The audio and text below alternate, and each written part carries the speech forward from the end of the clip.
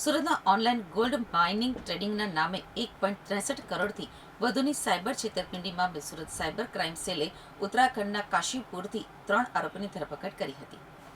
Surat cyber ક્રાઇમમાં ફરિયાદીએ નોંધાવેલી ફરિયાદમાં જણાવ્યું હતું કે ફેસબુક, વોટ્સએપ અને નકલી ટ્રેડિંગ એપ મારફતે ઊંચા નફાની લાલચ આપી 1,63,00,000થી વધુની રકમ અલગ અલગ બેંક ખાતામાં ટ્રાન્સફર કરાવવામાં આવી હતી.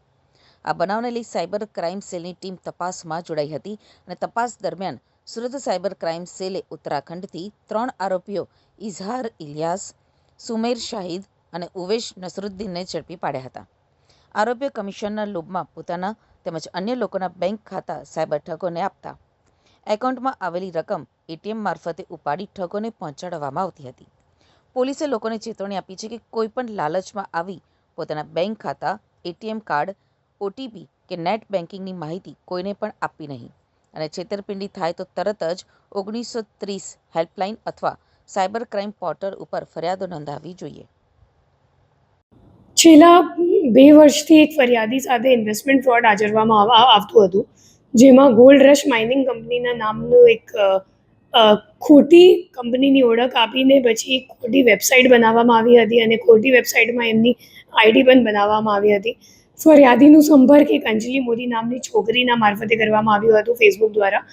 અને ફેસબુકમાં જ્યારે અંજલિ સાથે થોડી બહુ ઓળખાણ થઈ ગઈ ત્યારે અંજલિ એમને વોટ્સએપ પર કોન્ટેક્ટ કર્યો અને એમને એમ કીધું કે હું આ કંપનીમાં ઇન્વેસ્ટ કરું છું અને મને સારું નફો મળે છે દર મહિનાનું, તો એટલે તમે પણ ઇન્વેસ્ટ કરો. અને ફરિયાદી એમના વાતોમાં આવીને પછી 1,63,00,000 જેટલા છેલ્લા 2 વર્ષમાં એમને ઇન્વેસ્ટ કરી નાખ્યું.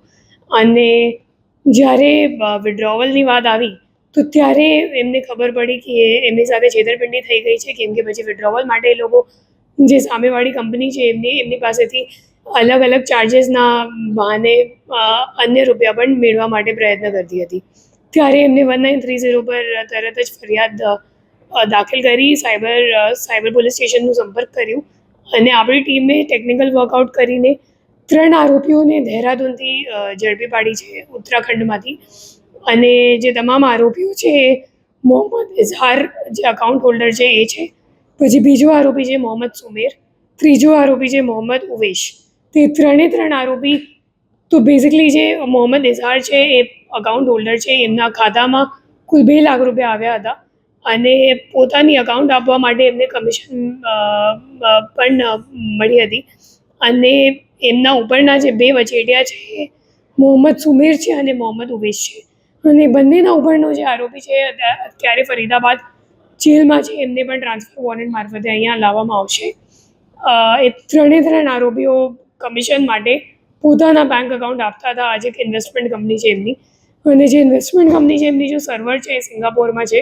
તો ખરેખર જે મુખ્ય માસ્ટર માઇન્ડ છે એ લોકો ઇન્ડિયાની બહાર બેસીને પછી આરોપીઓને અહીંયા સોશિયલ મીડિયા મારફતે એ લોકો ટ્રેપ કરે છે.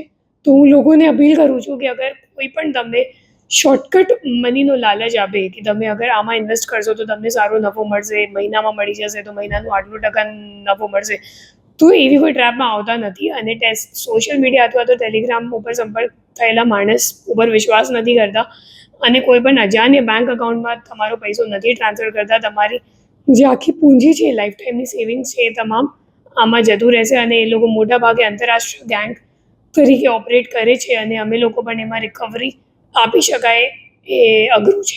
તો એટલા માટે તમે અગર સતર્ક રહેશો તો તમારી સાથે કદાચ સાયબર ફ્રોડ નહીં બનશે.